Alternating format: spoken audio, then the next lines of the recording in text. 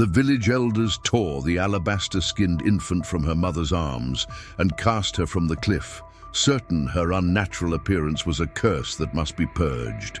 By divine miracle, the fragile bundle landed in a nest of pine branches where Takoda found her, a pale flower whose survival would challenge everything both worlds believed about love, belonging, and the boundaries that divide us. Before we continue, don't forget to subscribe to the channel, like the video, and comment where in the world you're watching from. Let's go. Territory of New Mexico, United States, summer of 1892. The moon hung like a silver medallion in the sky, casting its pale light over the small village of Pine Creek nestled in the mountains. Inside the modest cabin at the edge of the settlement, Eleanor Wilson's screams echoed through the night, her body drenched in sweat as she fought to bring her child into the world. Her husband, Thomas, paced anxiously outside, his weathered face lined with worry as he listened to his wife's agony. "Push, child, push!" urged Martha Green, the village midwife, her experienced hands guiding the birth with practiced precision. "I can see the head now." With one final wrenching cry, Eleanor collapsed back against the bed as the sound of a newborn's wail filled the room. Martha's face, previously set in concentration, suddenly froze in an expression Thomas couldn't read when he burst through the door at the sound of the baby's cry. "A girl," Martha announced, but her voice held none of the joy that typically accompanied such news. "But Thomas, there's something—" Thomas approached cautiously, his heart pounding against his ribs. When Martha held up the infant, he stepped back involuntarily, a gasp escaping his lips. The child's skin was white as fresh snow, her hair so pale it seemed almost transparent, and when she opened her eyes, they were a startling shade of blue, like morning sky reflecting on clear water. What's wrong with her?" he stammered, crossing himself reflexively. "She's an albino," Martha whispered, wrapping the infant in a blanket. "I've heard of such children, but never seen one." Eleanor reached out weakly. "Let me hold her." When the baby was placed in her arms, she stared in wonder at the tiny face. "She's beautiful," she murmured. "We'll call her Grace." But as news of the strange child spread through Pine Creek like wildfire, fear began to take root. The following morning, Reverend Blackwood arrived, his tall frame casting a long shadow across the cabin floor. Behind him stood 3 elders of the village, their faces grim. "This child is marked," the Reverend declared, eyeing the infant with thinly veiled disgust. "Such a birth is a sign of divine punishment, a curse upon this village." "She's just a baby," Thomas protested, though his voice quavered. "There's nothing evil about her." "The devil comes in many forms," one of the elders, William Stanton, replied coldly. "This child will bring ruin to us all if allowed to live." Eleanor clutched her baby tighter, her face pale with fear. "You can't mean to harm her. She's innocent." "The child must be cast from Eagle's Point at dawn," Reverend Blackwood announced with terrible finality. "The evil must be purged before it takes root." That night, as Eleanor wept silently, Thomas knelt beside their bed. "We must flee," he whispered urgently. "Take Grace and run." But as they gathered their meager belongings, the door burst open. The village men stood there, faces shadowed by lantern light, Reverend Blackwood at their center. "The ritual must be performed tonight," he declared. "The signs are clear. A storm approaches. We cannot wait."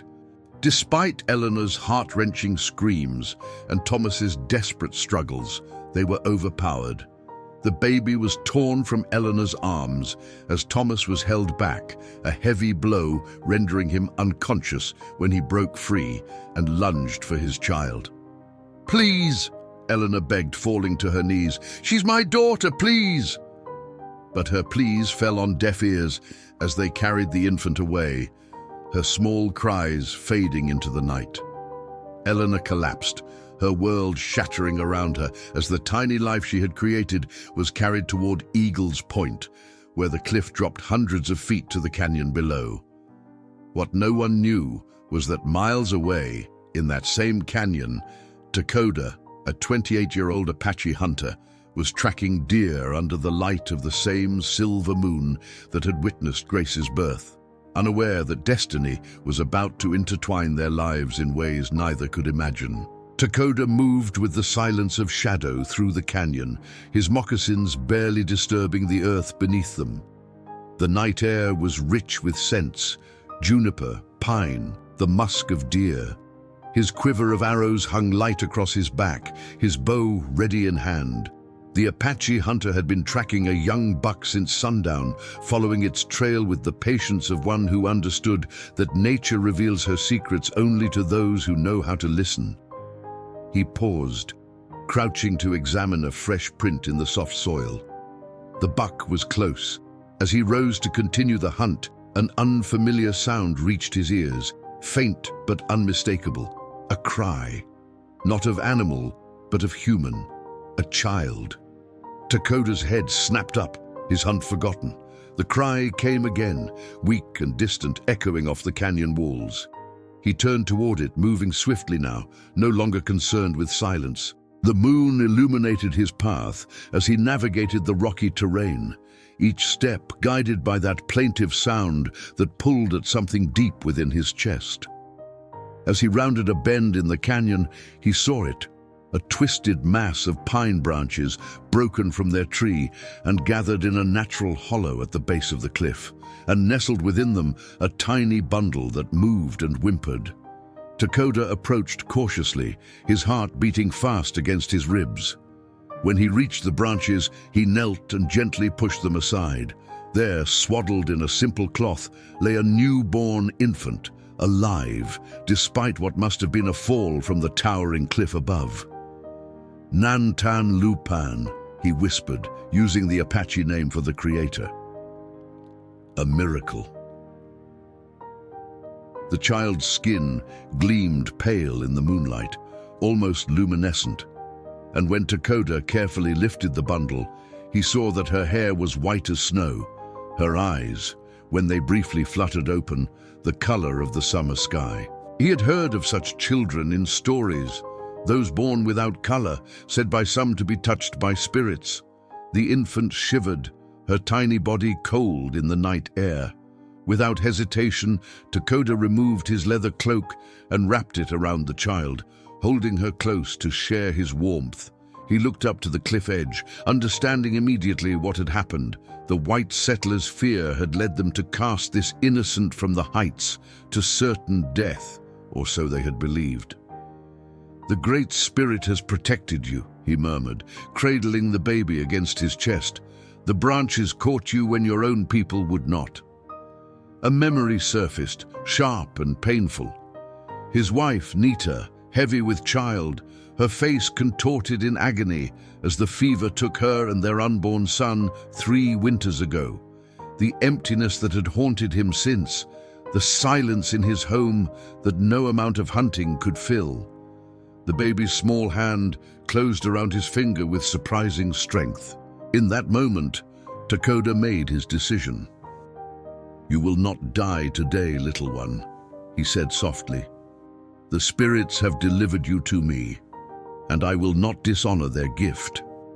With gentle hands, he secured the infant inside his tunic, close to his heart, and began the journey back to his people's camp. Each step was taken with care, his body now a shield for the fragile life he carried. The hunt was abandoned, but Takoda felt no regret. He had found something far more precious than deer meat. As dawn began to break over the eastern mountains, painting the sky in hues of pink and gold, Takoda reached the outskirts of his tribe's settlement. The smoke from morning fires rose in thin columns, and the early risers, women preparing the day's meals, hunters readying for their departures, looked up in surprise at his approach. Naokia, the elder medicine woman, was the first to meet him. Her weathered face, lined with the wisdom of many winters, showed immediate concern when she saw that he returned without game, but with something clutched protectively to his chest. "Takoda, what do you bring?" she asked, her voice like dry leaves in the wind. Slowly, he revealed the child, still miraculously sleeping despite the journey.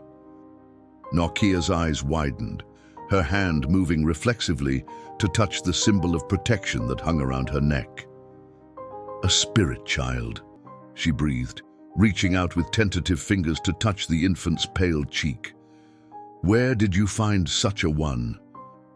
"Cast from the cliff by those who feared her difference," Takoda replied, his voice hard with an anger he rarely displayed. "I will raise her as my own." Nokia studied his face, searching for the certainty behind his words. "The path will not be easy. There are those who will say she does not belong among us." "She belongs where the spirits led her," Takoda answered firmly, "and they led her to me." By midday, word of Takoda's discovery had spread through the camp like wildfire. The tribe gathered in a wide circle around the central fire pit. Voices hushed, but eyes bright with curiosity and, in some cases, suspicion. Chief Kichi sat on a woven mat, his weathered face impassive as he awaited Takoda's formal presentation of the child. Takoda emerged from Nokia's medicine lodge, where the old woman had examined the infant, confirming she was unharmed by her miraculous fall. The baby was now wrapped in a soft, rabbit-skin blanket, her extraordinary coloring even more apparent in the daylight. Her skin seemed almost transparent, veins visible beneath, and her downy hair caught the sunlight like strands of silver. A murmur rippled through the gathered tribe as Takoda approached the chief, the child cradled against his chest. Some touched protective amulets, others made signs to ward off evil spirits. Children peeked from behind their mother's skirts, wide-eyed and whispering. Makia, a respected hunter only a few years older than Takoda, stepped forward, his hand raised in warning. "This child is not of our blood," he said, loud enough for all to hear. "She is of the white people who steal our land and slaughter our kin." "She is innocent," Takoda replied calmly, though his jaw tightened. "Her own people cast her away because of how she appears. Would you have us be as heartless as they?" Chief Kichi raised his hand for silence. "Let me see this child," he commanded, his deep voice carrying authority that none would question. Takoda knelt before the chief, carefully placing the infant in the old man's outstretched arms. Kichi's face remained unreadable as he studied the pale child, who stirred and opened her extraordinary blue eyes, gazing up at the weathered face above her without fear. For a long moment, no one spoke. Then, unexpectedly, the baby's tiny hand reached up and grasped the chief's finger with surprising strength. Something shifted in Kichi's expression, a softening around the eyes, the ghost of a smile. "This child survived a fall that would have killed a grown warrior," he said at last. "The Great Spirit has marked her path. Who are we to question his wisdom?" Makia stepped forward again, more hesitant now. "But Chief, what of the omens? A child so different..." "Different is not evil," Nokia interrupted, her ancient voice commanding attention despite its frailty. She moved to stand beside Takoda, resting a gnarled hand on his shoulder. "I have consulted the spirits. This child brings no curse. She is a blessing to Takoda, who has walked alone since Nita's passing." Chief Kichi nodded slowly, returning the infant to Takoda's arms. "What will you name her, son of my brother?" Takoda had been pondering this question since finding her. In his heart, he already knew the answer. "Ayana," he said clearly, "eternal blossom. For she has flowered where others thought only death could grow." "Ayana," the chief repeated, nodding. "Let it be known that from this day forward Ayana is of our tribe, the daughter of Takoda, protected by us all." Not everyone was pleased with the chief's declaration. As the gathering dispersed, Takoda saw the discontent on some faces, the wary glances, the whispered conversations. Makya's wife pulled their children close as Takoda passed, as if the pale infant might contaminate them with a mere look. Yet there were others. Nakia, the chief, several of the younger women, who approached to welcome Ayana, to touch her soft cheek with gentle fingers, to offer gifts of tiny moccasins and woven blankets.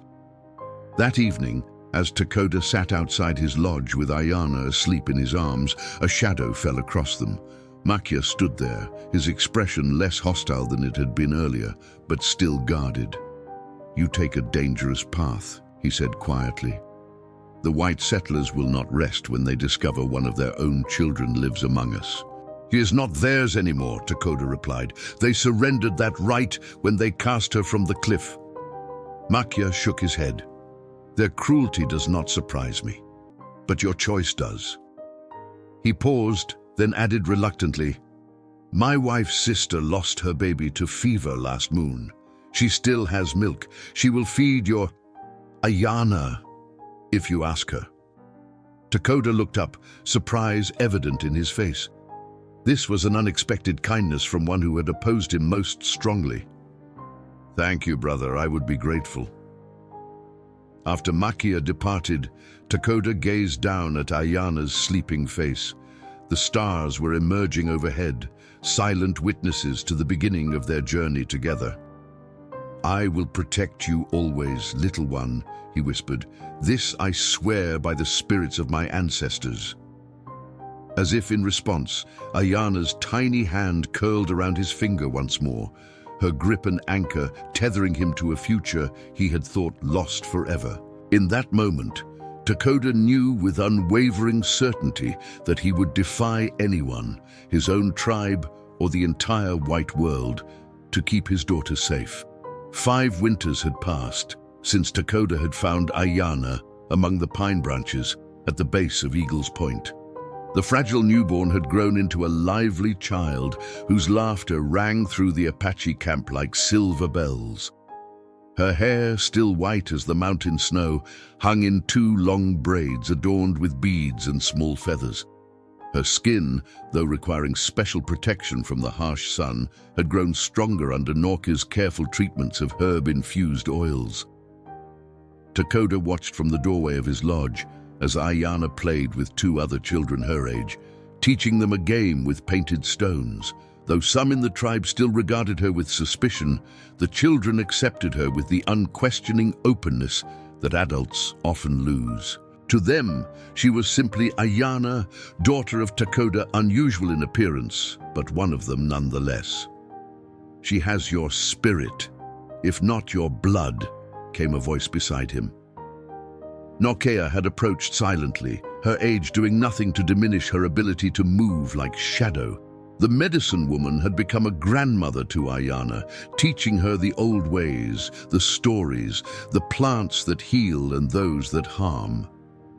"Sometimes I forget she is not born of my flesh," Takoda admitted, smiling as Ayana let out a whoop of triumph when she won the game.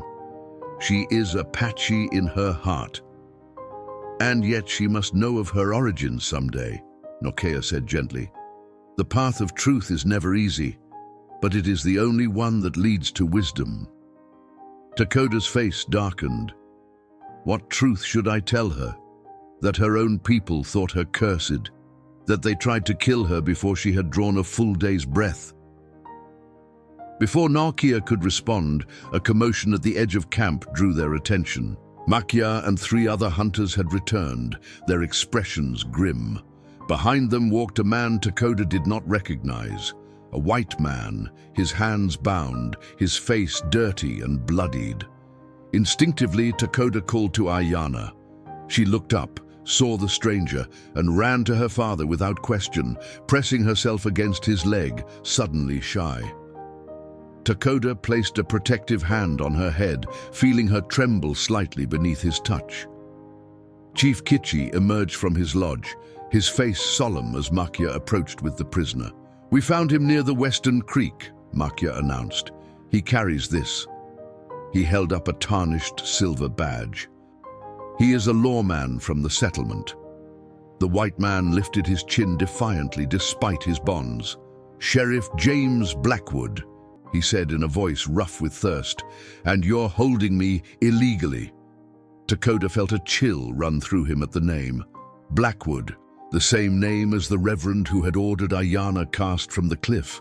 A relative, perhaps? He drew Ayana closer, angling his body to shield her from the sheriff's view, but he was too late. The sheriff's eyes, cold and calculating, had already fallen on the child at Takoda's side. For a moment, he showed no reaction. Then his gaze sharpened, disbelief washing over his features. "My God," he whispered, staring at Ayana's pale skin and hair. "What in heaven's name?" "Take him to the council lodge," Chief Kitchi ordered quickly. "We will decide what to do with him there." As the hunters led the sheriff away, his head turned back, eyes fixed on Ayana until he disappeared into the large central lodge.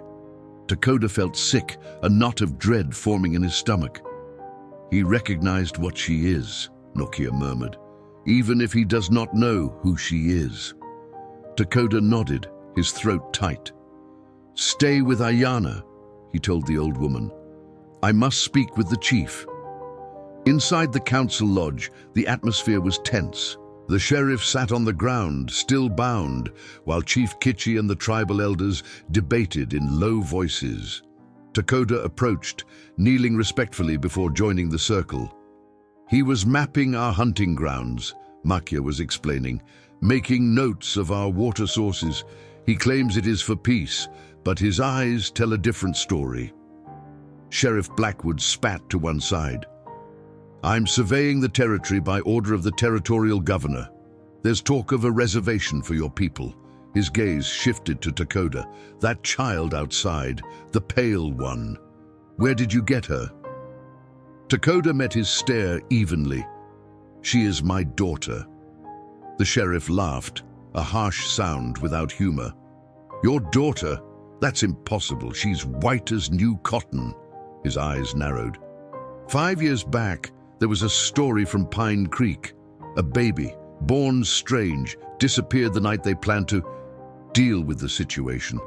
They said animals got her, but... He leaned forward. "You stole her, didn't you? Kidnapped a white child?" "No," Takoda said firmly. "I found her, abandoned, left to die. I saved her life." "Left to die? Who told you that lie?" The sheriff's face flushed with anger. "That child belongs with her real people. Her real family has been grieving for years. Her mother nearly died from the loss." Takoda felt the ground shift beneath him. "Her mother lives?" "Eleanor Wilson. Never been the same since. Still leaves flowers at the spot where they think the baby was taken by wolves." The sheriff's eyes glinted with calculated certainty. "When I get back to Pine Creek and tell them I found the Wilson baby living as an Indian, there'll be 50 armed men here within a week." Chief Kitchi raised his hand for silence. "You assume you will return to your people, Sheriff. That decision has not yet been made." The threat hung in the air, clear and ominous. The sheriff's face paled slightly, but his gaze remained defiant. "Kill me and you bring war on yourselves. They already know where I went. They'll come looking."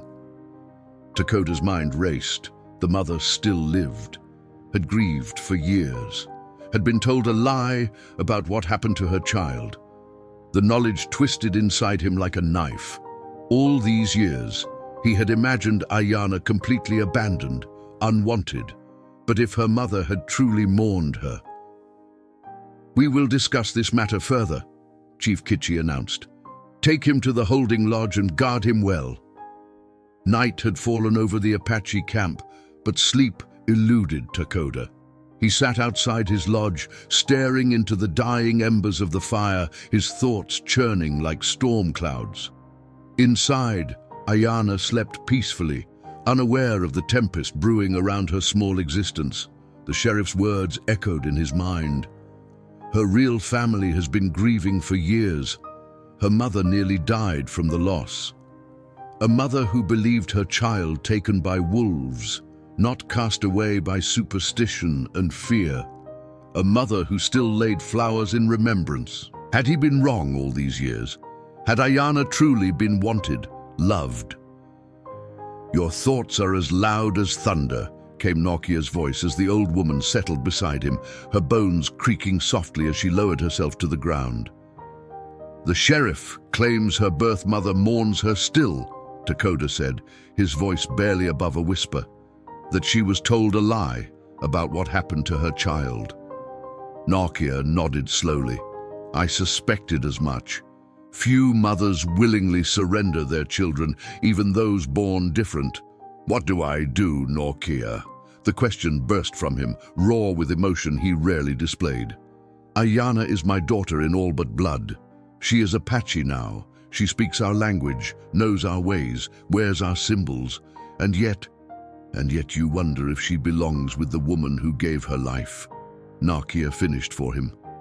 Takoda nodded, unable to voice the thought that felt like betrayal. "The chief has called a council for tomorrow's dawn," the medicine woman said. "Makia and others believe we should kill the sheriff before he can return with soldiers." Takoda's head snapped up. "That would bring war upon us all." "Yes, and Ayana would be caught between two worlds in conflict." Nokia reached over, placing her weathered hand on his arm. "There is another path, though it requires great courage." "What path?" "You could take Ayana to her birth mother yourself." The suggestion struck Takoda like a physical blow. "Give her up after 5 years?" "Not to give up, but to seek truth," Nokia corrected gently. "To see with your own eyes whether this mother truly loves and grieves for her child. To judge whether she would accept Ayana as she is, not as she was expected to be. And if she would not, then you return with Ayana, knowing in your heart that you are truly her father in all ways that matter. And if she would?" The question hurt to ask. Nokia's eyes, still sharp despite her age, held his gaze. "Then you must decide what love means. Sometimes to love is to let go." Sleep did not come that night. Instead, Takoda sat beside Ayana's sleeping form, watching the gentle rise and fall of her chest, memorizing the delicate features of her face, the pale lashes that rested against her cheeks, the small hands that had held his heart for 5 winters. Before dawn broke, he had made his decision. The tribal council gathered as the first light of day painted the eastern sky. Chief Kichi listened as various voices argued for the sheriff's execution, for holding him hostage, for moving the camp deeper into the mountains. When it was Takoda's turn to speak, he rose, his expression resolute. "I will take Ayana to Pine Creek," he announced, silencing the murmurs instantly. "I will see this mother who claims to grieve for her. I will judge with my own eyes whether she speaks truth." Protests erupted immediately. Makia was the loudest. "You cannot trust these white people. They will kill you and take the child. If they wanted war, they would have come already," Takoda countered. "The sheriff has been missing for 3 days. If his people knew where he was, they would have sent men." "What do you propose?" Chief Kichi asked, his expression revealing nothing. "I will take Ayana and the sheriff to the border of Pine Creek. I will observe this mother from a distance first. If I believe she is sincere, I will approach. If not, I will return with Ayana. And the sheriff? He has seen our camp, our defenses," an elder pointed out. "Blindfold him on the journey out," Takoda suggested. "He need not know the way back." The debate continued for hours, but in the end, Chief Kichi sided with Takoda's plan. It would be a dangerous journey, but less dangerous than the war that would surely come if they killed a territorial lawman. The most difficult part was still to come. When the council dispersed, Takoda returned to his lodge, where Nokia waited with Ayana, who was helping the old woman sort herbs. The child looked up with a bright smile that pierced Takoda's heart. "Father, Nokia is teaching me about the talking plants," she said in their native tongue, her pronunciation flawless, her blue eyes bright with enthusiasm. "This one," she held up a sprig of sage, "speaks to the spirits." Takoda knelt beside her, taking her small hands in his. "Ayana, I must tell you something important." He paused, searching for words that would not frighten her. "We are going on a journey, you and I." "A journey?" Her face lit up with excitement. "To the great water Nokia tells stories about?" "No, little flower. We are going to a place called Pine Creek. It is a village of people who look like you." Ayana's excitement dimmed. She touched her white braid self-consciously. "People with no color? Like me?" "Yes." Takoda took a deep breath. "Ayana, there is a woman there. She gave birth to you before I found you, before you became my daughter." Confusion clouded the child's face. "I don't understand." "You grew first in another woman's belly, little one," Nokia explained gently. "The way Kimi grew in Sister Adsila's belly before becoming part of our tribe." Ayana's eyes widened as understanding dawned. "But you are my father," she said to Takoda, a note of panic entering her voice. "You are my father." "Yes," Takoda said firmly, gathering her into his arms. "I am your father. Nothing will change that. But we must meet this woman. We must see if she is good." They set out at dawn the next day, the sky painted in hues of pink and gold. Takoda led the way on his trusted mare, with Ayana seated before him, her small form nestled securely against his chest. Behind them rode Sheriff Blackwood, his hands bound before him, his eyes covered with a strip of cloth. Two warriors, Makia and Cheveyo, flanked the sheriff as escorts for the first part of the journey. Ayana had been uncharacteristically quiet since their conversation. Her usual stream of questions and observations had dried up, replaced by a watchful silence that pained Takoda more than tears would have. She clutched her medicine pouch, a gift from Nokia on her 4th naming day, so tightly that her knuckles showed white beneath her pale skin. They traveled steadily through the morning, following game trails that wound through the foothills. By midday, they reached the agreed-upon parting place, a fork in the trail where a small stream cut through the rocks. "From here you go alone," Makia said, his disapproval still evident in his voice. "The chief gives you 7 days. If you do not return by the 7th sunset, we will assume you have been captured or killed." "I understand," Takoda replied. "Tell the chief I will honor his trust."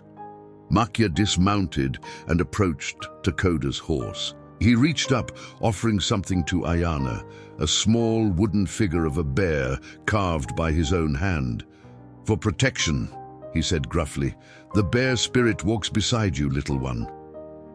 Ayana accepted the gift with solemn grace. "Thank you, Uncle Makia," she said softly in Apache. Something shifted in Makia's expression. A softening, a resignation. He had been among the most vocal opponents of Ayana's adoption, yet over the years the child's spirit had worn down his resistance, as water eventually smooths even the hardest stone. With a final nod to Takoda, Makia and Cheveyo turned their horses and disappeared back into the shelter of the trees. Now it was just the 3 of them, Takoda, Ayana, and their blindfolded prisoner. "You can remove the blindfold now, Sheriff," Takoda said in English. "But remember, your life depends on your cooperation." Blackwood worked the cloth off his eyes with his bound hands, blinking in the bright sunlight. "How far to Pine Creek?" he asked, his voice rough with thirst. 2 days' ride, Takoda answered, offering a water skin. "We will camp near the settlement tomorrow night. You will enter alone first to prepare the mother." The sheriff drank deeply, then wiped his mouth with the back of his hand. His eyes settled on Ayana, studying her with calculating interest. "The girl speaks English?" Before Takoda could answer, Ayana spoke up, her English clear though accented with Apache rhythms. "I speak 3 languages, Apache, English, and Navajo from grandmother Nokia." Blackwood looked genuinely surprised. "Well, I'll be damned. You're a smart little thing, aren't you?" "My father teaches me," she replied, leaning back against Takoda's chest. The simple declaration, the possessive term, "my father." sent a swell of emotion through Takoda's heart. They rode until dusk, making camp in a small hollow shielded by junipers. As night fell, Ayana curled against Takoda beneath a blanket of rabbit fur, while the sheriff sat across the small fire, his hands still bound, but given enough freedom to eat. "Tell me about her mother," Takoda said quietly, after Ayana had fallen asleep. Blackwood poked at the fire with a stick. "Eleanor Wilson? She was never right after losing the baby. Her husband tried to help her move on, but she couldn't. Started having visions, saying she could hear her baby crying on the wind." He shook his head. "Thomas eventually built her a small house at the edge of town, where her madness wouldn't disturb folks. She tends a garden there, keeps to herself mostly." "And the Reverend? The one who ordered the child cast away?" A shadow crossed the sheriff's face. "Reverend Blackwood, my father. He passed 2 winters back." Takoda's gaze sharpened. "Your father ordered a newborn thrown from a cliff." The sheriff's jaw tightened. "He did what the town demanded. The child was unnatural, everyone said so." "She is a child," Takoda replied, his voice deadly quiet. "Nothing more, nothing less." "That's for her real mother to decide now, isn't it?" Blackwood countered. "That's where we're headed after all." Takoda said nothing more, but long after the sheriff had drifted to sleep, he remained awake, watching the stars wheel overhead, wondering what fate awaited them in Pine Creek, and whether he had the strength to accept it, whatever it might be. Pine Creek came into view by mid-afternoon of the second day, a cluster of wooden buildings nestled in a valley, smoke rising from chimneys, the white steeple of a church piercing the sky at its center. Takoda reined his horse to a stop on a ridge overlooking the settlement, his heart pounding against his ribs. Ayana stiffened in front of him, her small body tense as a bowstring. "That's it," Sheriff Blackwood said, pulling his mount alongside them. "That's Pine Creek." Takoda surveyed the town with careful eyes, noting the positions of buildings, the routes in and out.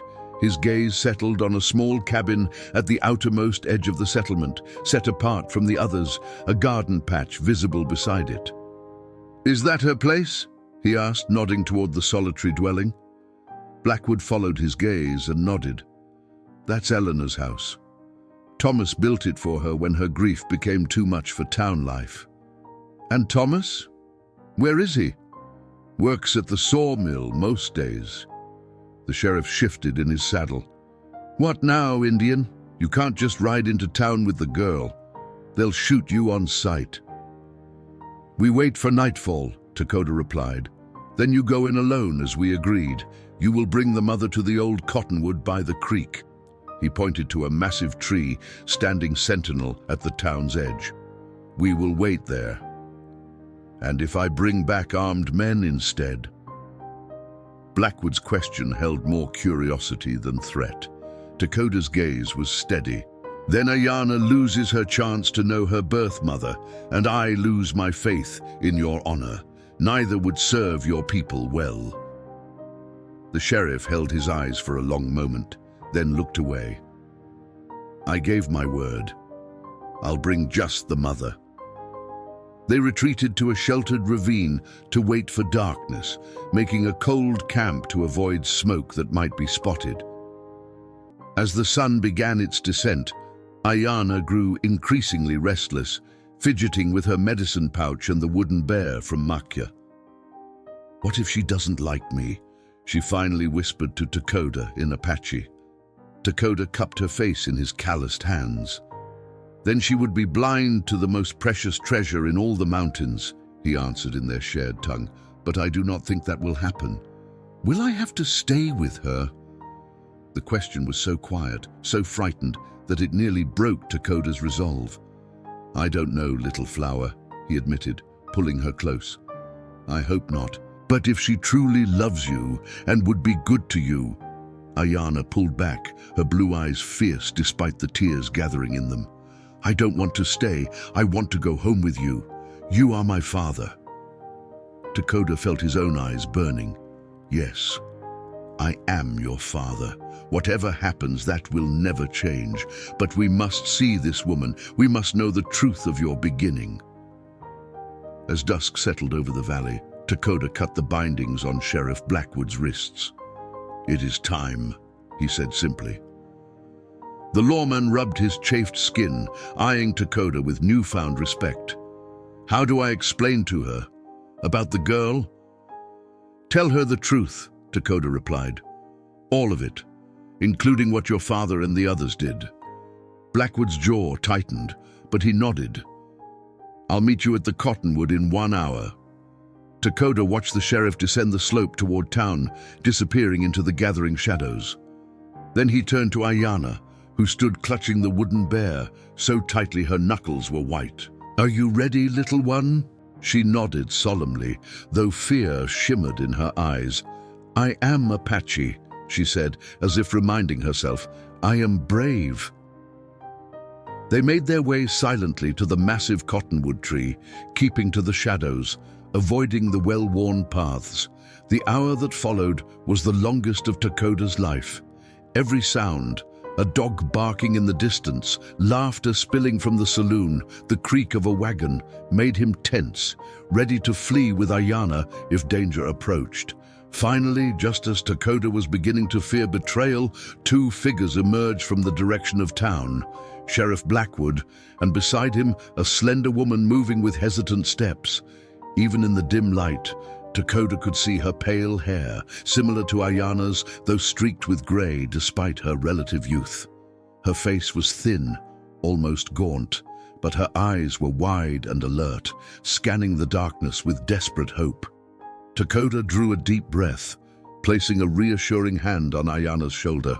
"Stay behind me until I call you," he whispered. He stepped from the shadows into a shaft of moonlight, standing tall, unarmed, his hands visible at his sides. The woman, Eleanor, stopped abruptly at the sight of him, one hand flying to her throat. "It's all right, Eleanor," the sheriff said, his voice gentler than Takoda had yet heard it. "This is Takoda. He's the one who found your daughter."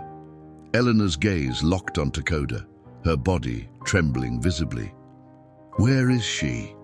Her voice was thin, fragile, as if rarely used. "Please, where is my baby?" "She is not a baby anymore," Takoda said softly. "She is a child of 5 winters. She speaks 3 languages. She knows the names of plants that heal and those that harm. She can ride and track and weave baskets. She is brave and kind and curious."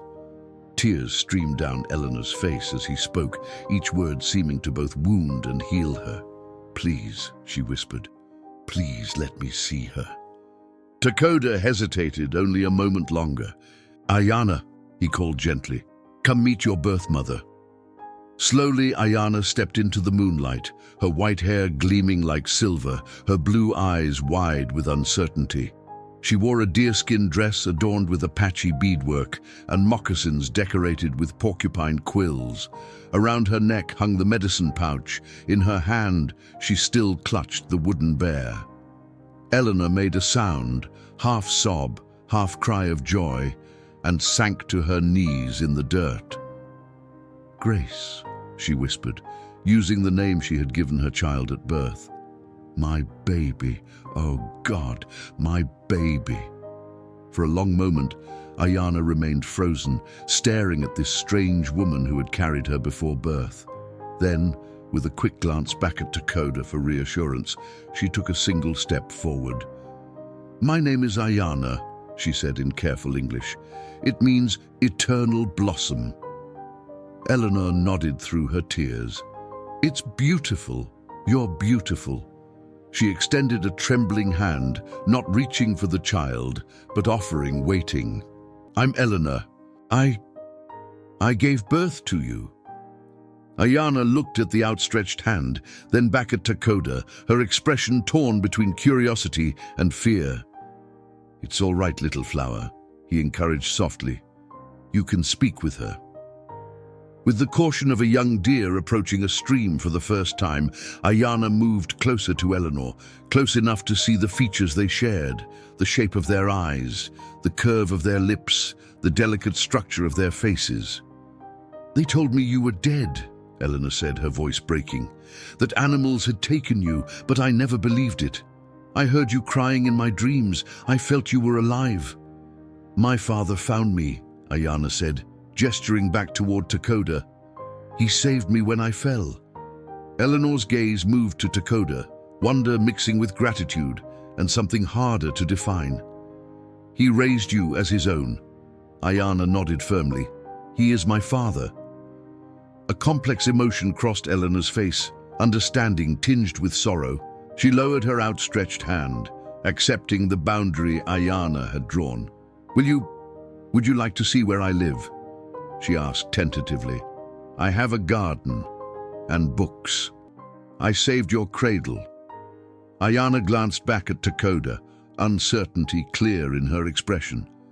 "It's your choice, Ayana," he said gently. "We can go together if you wish." The child considered for a moment, then turned back to Eleanor. "Can my father come too?" Eleanor rose slowly to her feet, brushing the dirt from her skirts. "Yes," she said with a nod to Takoda. "Your father is welcome in my home." Sheriff Blackwood, who had remained silent during the exchange, shifted uncomfortably. "The town won't take kindly to an Apache walking down Main Street," he warned. "Then we'll go around," Eleanor replied with unexpected firmness. "Through the meadow behind my house. No one need know." She looked directly at Takoda, her gaze clear and steady for the first time. "No one will harm you or Ayana under my roof. This I swear." Takoda measured her words, searching for deceit or uncertainty, but found none. This woman, this mother, was offering them sanctuary, even at the risk of her own standing in the community. "We will come," he decided, reaching for Ayana's hand. "But at the first sign of danger, we return to our people." Eleanor nodded in solemn agreement. "That is fair." She looked down at Ayana, a tentative smile warming her gaunt features. "Would you like to walk with me, little one? I can tell you about the flowers in my garden." After a moment's hesitation, Ayana stepped forward, still holding Takoda's hand, but now extending her other hand, the one holding Makia's wooden bear, toward Eleanor. "This is for protection," she explained, offering the carving. "From Uncle Makia. You can hold it if you're scared." Eleanor accepted the bear with trembling fingers, cradling it as gently as if it were made of glass. "Thank you," she whispered, fresh tears gathering in her eyes. "I will treasure it."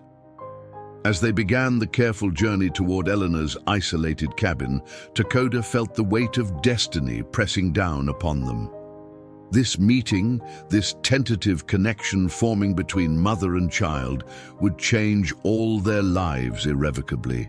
Yet watching Ayana's small hand reach toward her birth mother, even as she held fast to his own, he found himself daring to hope that perhaps, there might be room in her life for both the family that bore her and the one that had claimed her as their own. Eleanor's cabin stood apart from the other buildings of Pine Creek, as if the town itself had pushed it to the margins. Yet in the soft light of dawn, Takoda could see the care that had gone into making it a home. Wildflowers grew in careful rows alongside vegetables in the garden. Wind chimes made of seashells and colored glass hung from the porch eave, tinkling softly in the morning breeze. Inside, the single room was modest but clean, with handmade quilts on the narrow bed, dried herbs hanging from the rafters, and shelves lined with books, more books than Takoda had ever seen in one place. They had arrived in darkness the night before, guided by Eleanor through meadows and along the creek bank, avoiding the main paths into town. Sheriff Blackwood had left them at the edge of Eleanor's property, promising to return by midday, his expression unreadable as he departed. Ayana had fallen asleep almost immediately upon their arrival, exhausted from the journey and the emotional strain of meeting her birth mother.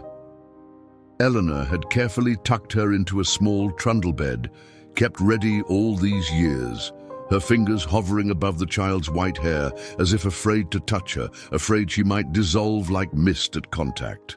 Takoda had kept vigil through the night, seated on a chair near the door, unwilling to sleep in this strange place, among people who had once cast his daughter away. Now, as morning light filtered through the cabin's small windows, he watched Eleanor move about the kitchen area, preparing a simple breakfast, her movements anxious yet purposeful. "She has your eyes," Takoda said quietly, breaking the silence that had stretched between them. Eleanor paused, her hands stilling on the iron skillet. "Yes," she whispered, "but she has her father's spirit, I think." She glanced at Takoda, a question in her gaze. "Thomas?" he asked. She nodded. He was always stubborn, always determined. I see that in her face, even in sleep. Eleanor set a plate of cornbread on the table. "Will you tell me about her, about how you found her?" Takoda considered the woman before him. The night before, in the emotional rush of reunion, there had been little time for explanations. Now, in the clear light of day, he saw both the fragility in Eleanor's thin frame and the steel beneath it. A mother who had never stopped grieving, never stopped believing. "I was hunting in the canyon below Eagle's Point," he began, his voice low to avoid waking Ayana.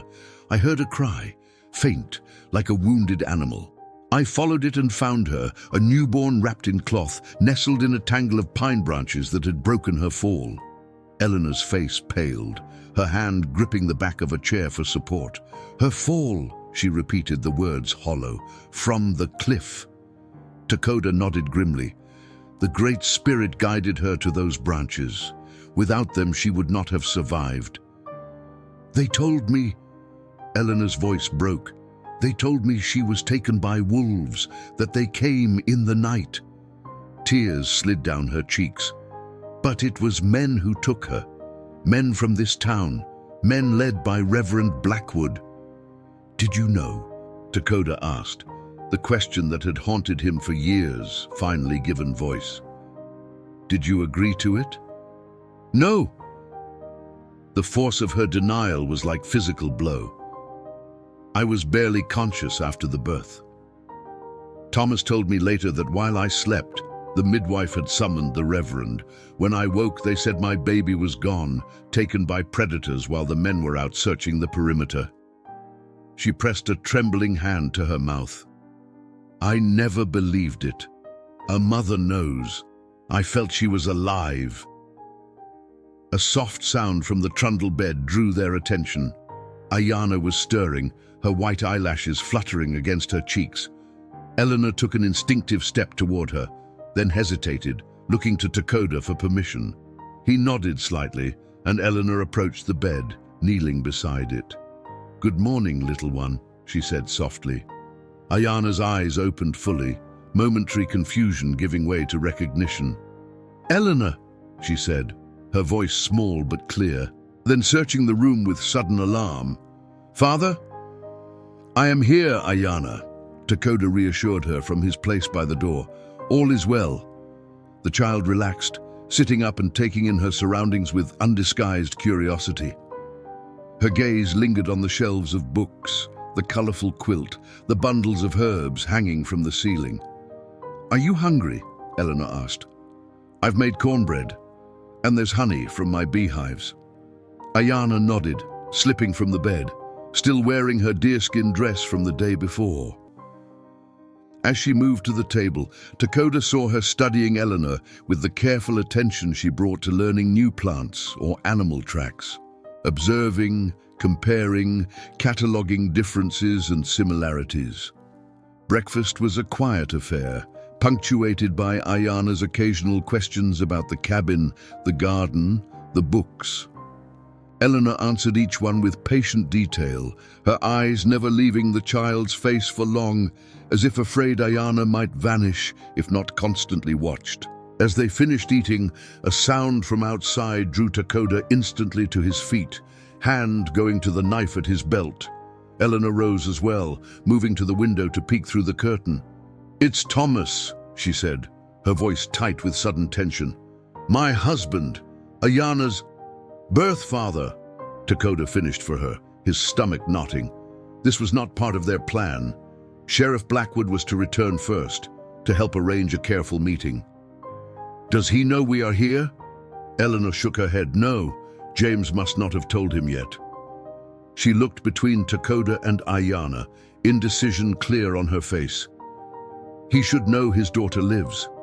And if he reacts with anger, with violence? Takoda moved to Ayana's side, protective. "Thomas wouldn't hurt a child," Eleanor said, but uncertainty shadowed her words. "He's not a violent man, but he believes what the town told him, that our baby died." Before either adult could decide on a course of action, the cabin door swung open. Thomas Wilson stood on the threshold, a tall man with broad shoulders and a weathered face creased by sun and sorrow. He carried a bundle of firewood in his arms, his expression shifting from routine weariness to utter shock as he registered the scene before him, his wife, the Apache warrior, and between them a child with skin and hair like freshly fallen snow. The firewood crashed to the floor. "Eleanor!" His voice was barely above a whisper, his eyes fixed on Ayana as if seeing a ghost. "What is this?" Eleanor moved to his side, placing a restraining hand on his arm. "Thomas, listen to me. This is our daughter, our Grace. She didn't die. She was thrown from Eagle's Point by the Reverend and the elders, but she survived. This man," she gestured to Takoda, "he found her. He saved her. He has raised her as his own." Thomas's face drained of color. His legs seemed to give way beneath him, and he sank onto the bench beside the door, his gaze never leaving Ayana. "It's not possible," he murmured. "We buried a small coffin. We mourned." "You buried an empty box," Eleanor said, her voice gaining strength, "and I never stopped believing she was alive." Thomas looked up at Takoda, bewilderment giving way to a dawning anger. "You took our child. All these years, you kept her from us." "I found an infant left to die," Takoda replied evenly, "cast away by your people because she was born different. I gave her life, a home, a family who accepted her as she was." "My name is Ayana," the child said suddenly, addressing Thomas directly.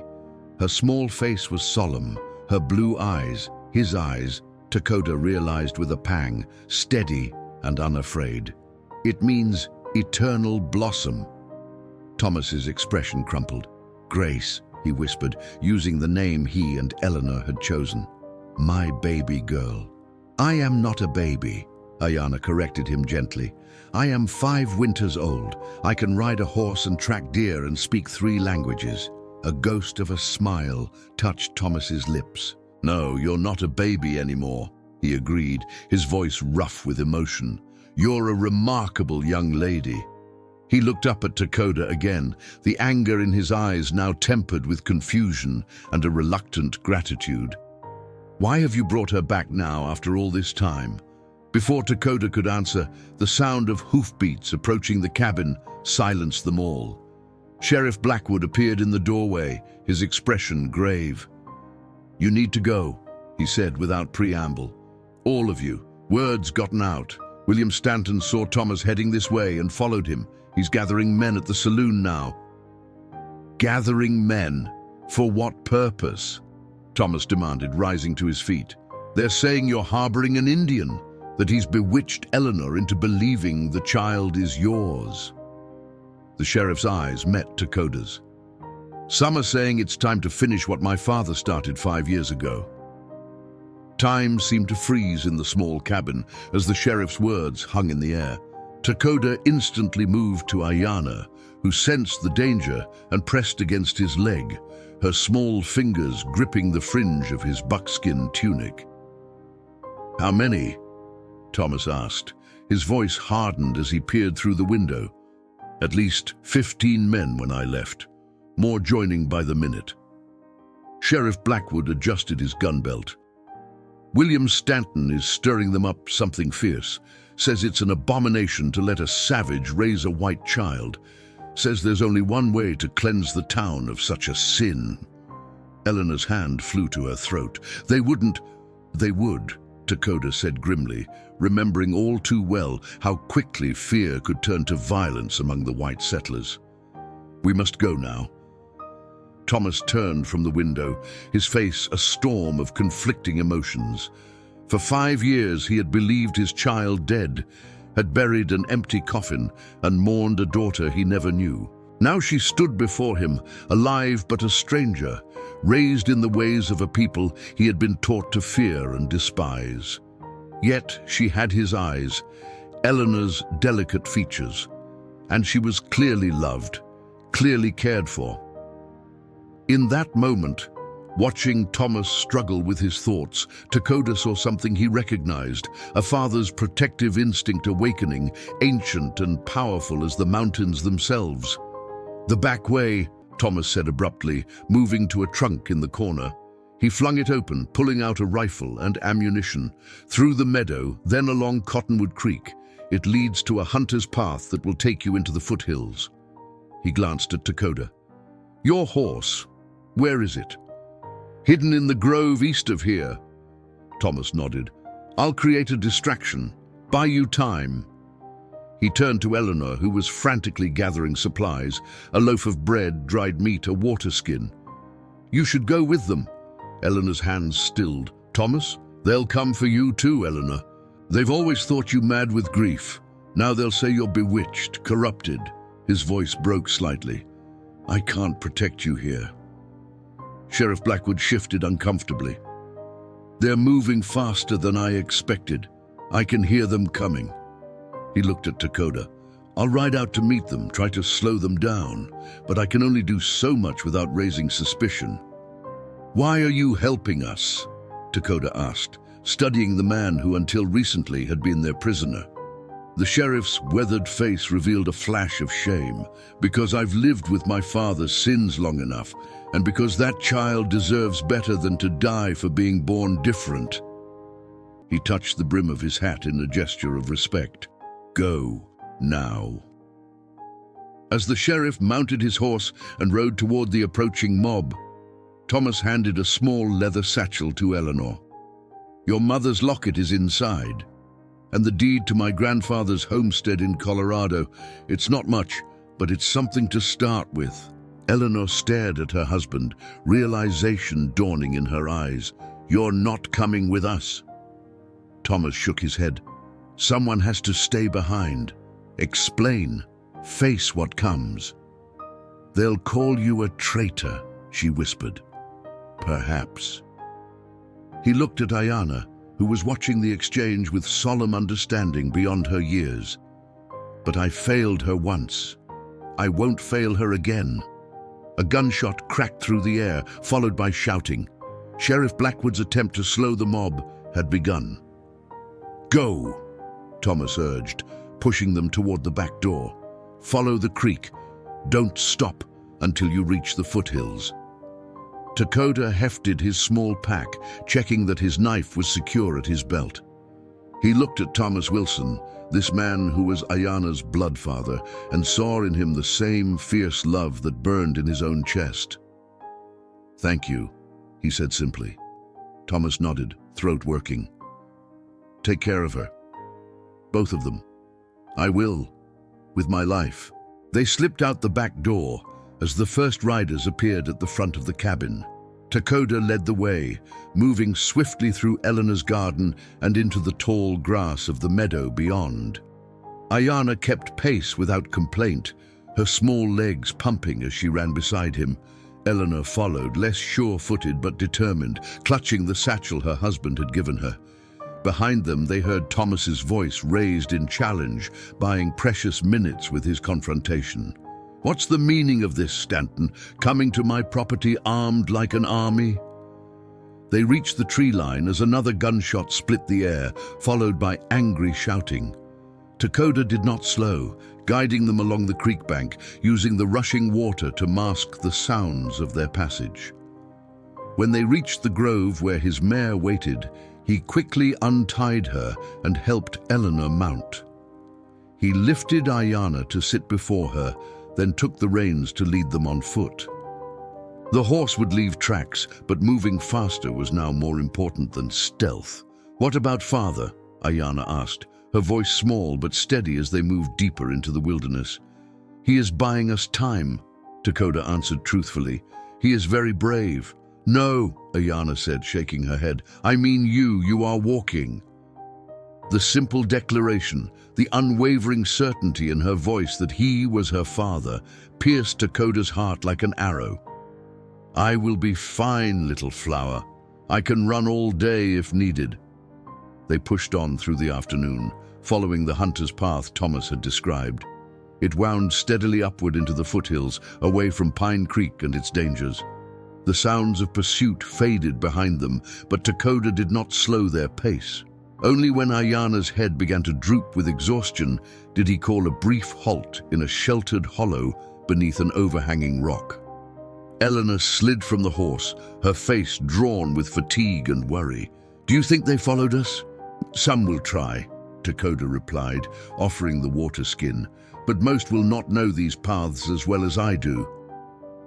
"Thomas," Eleanor's voice faltered, "will they hurt him?" Takoda had no answer that would bring comfort. The white settlers' justice was often harsh, especially when fear drove their actions. "He is one of them," he said finally. "That may protect him." As they rested, sharing the bread and dried meat Eleanor had brought, Takoda studied the woman who had given birth to Ayana. Her face showed the strain of years of grief, yet there was a resilience in her that he had not expected. She had not hesitated to flee with them, to leave behind the only life she had known. "Where will we go?" she asked, as if sensing his thoughts. "Back to my people first," Takoda answered. Then he looked at Ayana, who was drawing patterns in the dirt with a stick, seemingly oblivious to the adults' conversation. "Then we must decide what is best for Ayana." Eleanor nodded slowly. "Yes, for Ayana." The sound of a branch snapping nearby brought Takoda instantly to his feet, knife in hand. He motioned for Eleanor to take Ayana deeper into the hollow while he moved silently toward the source of the noise. "Takoda?" A familiar voice called softly from the trees. "Brother, are you there?" Relief flooded through him as Makia stepped into view, bow in hand, followed by Cheveo. The two Apache warriors had clearly been tracking them, moving with the stealth of experienced hunters. "The chief sent us to find you," Makia explained. "We feared you might be in danger when we saw the dust of many horses on the trail." "You were right to come," Takoda said, clasping his friend's arm. "The white settlers discovered us. They are hunting us now." Makia's expression darkened. "How many?" "Perhaps 20, led by a man named Stanton." Cheveo spoke up, his voice tense. "We spotted their tracks. They are closer than you think. And they are not following the path. They are cutting across the ridge to intercept you." Takoda felt his blood run cold. If the pursuers reached the narrow pass ahead before they did, they would be trapped in the valley with no way out except back toward Pine Creek. "We must go," he said, turning back to Eleanor and Ayana. "Now." But before they could mount the horse, the thunder of hooves echoed through the valley, followed by triumphant shouts. A group of riders appeared on the ridge above them, silhouetted against the darkening sky like harbingers of doom. At their head rode William Stanton, his face contorted with righteous fury as he pointed down at them. "There they are," he bellowed. "The Indian, the witch, and the cursed child." Makia and Cheveo instantly knocked arrows to their bows, while Takoda pushed Eleanor and Ayana behind him toward the deeper shadows of the hollow. But there was nowhere to run, nowhere to hide. The hunters had become the hunted, trapped between the steep slope of the mountain and the approaching mob. As Stanton and his men began to descend toward them, a lone figure on horseback suddenly appeared on a ledge above, rifle raised. Thomas Wilson's voice rang out clear and commanding. "That's far enough, Stanton. The next man who takes a step toward my family gets a bullet between the eyes." William Stanton reined his horse to an abrupt halt, his face contorting with rage as he recognized Thomas Wilson on the ridge above. The mob behind him shifted uneasily, some lowering their weapons in confusion at the sight of one of their own defending the fugitives. "Have you lost your mind, Wilson?" Stanton shouted. "That Indian has bewitched your wife and stolen a white child." "No one has bewitched anyone," Thomas called back, his rifle unwavering. "And that child is my daughter, my Grace, who you all helped throw from a cliff 5 years ago." A murmur rippled through the crowd. Some men exchanged uneasy glances, while others tightened their grips on their weapons. Sheriff Blackwood emerged from the back of the group, making his way to the front. "It's true," the sheriff said, his voice carrying across the valley. "My father, the Reverend, led that night's work, but the child survived. This Apache found her and raised her as his own." "That's a lie," Stanton spat. "The Wilsons' baby was taken by wolves. Everyone knows that." "Everyone was told that," Thomas corrected. "But it was men, not wolves, who took my child that night. Men from this town. Men following the Reverend's orders." Ayanna, who had been sheltering behind Takoda, suddenly stepped forward. Her small figure, with hair white as moonlight, stood in stark contrast to the darkening sky. A collective gasp went up from the mob at the sight of her. "My name is Ayanna," she announced, her clear child's voice carrying across the silence. "I am daughter of Takoda of the Apache. I am daughter of Eleanor and Thomas Wilson. I belong to both worlds." For a moment, no one moved, no one spoke. The simplicity of the child's declaration hung in the air like a challenge to the hatred that had driven the mob into the mountains. "Abomination!" Stanton hissed, raising his rifle. "The devil takes many forms." But before he could aim, Sheriff Blackwood's pistol pressed against his temple. "Lower your weapon, William," he ordered. "No more blood will be spilled because of fear and ignorance." Stanton's face twisted with hatred, but he slowly lowered his rifle. Behind him, several men began to back away, the fervor that had driven them this far dissipating in the face of Ayanna's innocent declaration and Thomas's unwavering defense. Thomas guided his horse down the steep path to join them in the valley, his rifle still ready. When he reached the bottom, he dismounted and approached Ayanna, dropping to one knee before her. "You are brave, just like your mother," he said softly. "Both your mothers." Ayanna studied his face with solemn curiosity. "Are you angry that my father is Apache?" Thomas glanced up at Takoda, who stood protectively close, then back to Ayanna. "No," he answered, his voice thick with emotion. "I am grateful. He saved you when I could not. He has given you love and strength that I see in your eyes." He held out a hand to her, not reaching to touch, but offering connection. "I would be honored if you would allow me to know you, to be part of your life in whatever way you will have me." Ayanna considered this, then placed her small hand in his. "You can be my father too," she decided. "I have many names. I can have many fathers." The setting sun broke through the clouds then, bathing the valley in golden light that set Ayanna's white hair ablaze like a crown of fire. Several men from the mob removed their hats, whether in respect or superstitious awe, it was hard to tell. Stanton, however, was not moved. "This isn't over," he growled, shrugging off the sheriff's restraining hand. "The town won't stand for this unholy alliance." "Then we will go elsewhere," Eleanor said, stepping forward to stand beside her daughter. "There's a homestead in Colorado that's ours, land that belongs to no one else, where we can make our own rules." "Colorado?" Takoda questioned. Eleanor turned to him. "Thomas's grandfather left him land there. Enough for a family, enough to start over." She hesitated. "You could come with us, you and your people, if they wished. There's room enough." Takoda exchanged a long look with Makya and Cheveo. The prospect of leaving their ancestral lands was painful, yet remaining meant constant conflict with settlers who pushed ever further into their territory. Chief Kitchi had already spoken of the need to find safer ground for their people. "I will speak with the chief," Takoda said finally. "This is not a decision I can make alone." Sheriff Blackwood stepped forward. "I can give you safe passage back to your people," he offered, "and time to make your decision before the territorial governor sends more men to force your tribe onto the reservation." As the remaining men from Pine Creek began to disperse, Ayana tugged on Takoda's hand. "Father," she said in Apache, "will we go to this new place? With Eleanor and Thomas?" Takoda knelt beside her. "Would you like that, little flower?" Ayana nodded solemnly.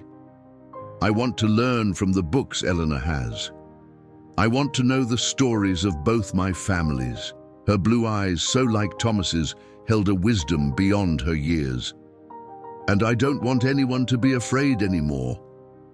"Then we will find a way," Takoda promised, drawing her close. The journey that followed was long and fraught with challenges. Chief Kitchi, after much deliberation, agreed that a portion of the tribe, those who wished to go, would travel with Takoda to the Colorado homestead. The land, when they reached it after weeks of difficult travel, proved to be more generous than they had hoped. A wide valley nestled between protective mountains, with a clear river running through it and forests rich with game. They built their homes there, Apache lodges alongside cabins of hewn logs. Eleanor planted a garden larger than she had ever tended before, with Ayana at her side, learning which plants thrived in the mountain soil. Thomas, who had faced scorn and threats from the men of Pine Creek after that confrontation in the valley, found peace in this new beginning, his carpentry skills valued by all. And Takoda watched his daughter grow, her spirit blossoming like her namesake in the freedom of this place where she belonged to both worlds, yet was constrained by neither. She moved easily between the Apache language and English, between moccasins and leather boots, between Norkia's ancient medicine and Eleanor's books of poetry. "You were right," Takoda said to Norkia one evening, as they watched Ayana lead the other children in a game that blended Apache traditions with settlers' rhymes. The old medicine woman had made the journey despite her age, unwilling to be parted from the child she considered a granddaughter. "About what?" she asked, her ancient eyes twinkling. "That sometimes to love is to let go," he answered, but I did not have to let her go completely. Instead, her world grew large enough to hold us all. Norkia nodded, satisfied. "The Great Spirit works in ways we cannot always understand. The child cast from the cliff became the bridge between peoples. The curse became a blessing." As the sun set behind the mountains of their new home, painting the sky in hues of gold and crimson, Takoda felt a small hand slip into his. Ayana leaned against him, her white hair catching the fading light. "Are you happy, father?" she asked in the Apache tongue. Takoda looked around at this new life they had built, at Eleanor, teaching a young Apache woman to read by firelight, at Thomas and Makia returning from a successful hunt, at the children playing together without thought to the color of their skin or the language on their tongues. "Yes, little flower," he answered, drawing her close. "I am happy." Ayana smiled, satisfied, and turned her face toward the stars just beginning to appear in the darkening sky. "I think the spirits are happy too," she said. "They led you to find me, and now they have led us all home. Home." The word echoed in Takoda's heart as he gazed at the child who had brought together two worlds that once seemed impossibly divided. The pale girl with the spirit of a warrior, thrown from a cliff out of fear, had landed not just in a nest of pine branches, but in the arms of love that transcended blood and bone, tribe and territory. And in that love, they had all found salvation.